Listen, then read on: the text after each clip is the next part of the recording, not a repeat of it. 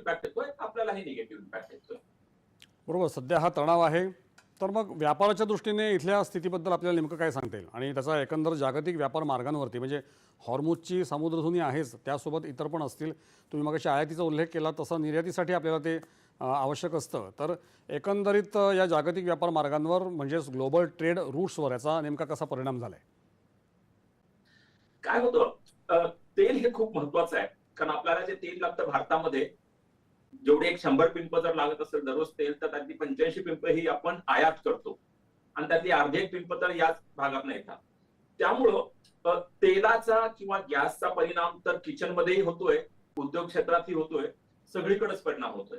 त्यामुळे महागाईवरती परिणाम होईल, त्यामुळे फर्टिलायझरवरती परिणाम होईल, त्यामुळं रासायनिक खतात परिणाम झाला तर जे शेतकऱ्यांचा माल आहे त्यामध्ये परिणाम होईल, महागाई परिणाम होईल.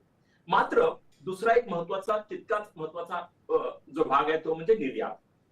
आपण जर विचार केला भारताचं जर पूर्ण जीडीपी किंवा असे इन्कम म्हणून सोप्या भाषेत सांगायला, एक 1,00,000 रुपये जर असेल, हं, तर त्यातले 20,000 रुपये हे आपल्याला निर्यातीतनं मिळतात.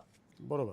निर्यात आपण कुठं करतो, तर आपण 1,00,000 कोटी इतकी निर्यात, किती बरं, 1,00,000 कोटी इतकी निर्यात आपण या महाराष्ट्र 1,00,000 कोटी इतकी निर्यात करतं आणि त्यातली बऱ्यापैकी निर्यात ही आपण या जागी करतो, कुठं, आखाती देशांमध्ये करतो.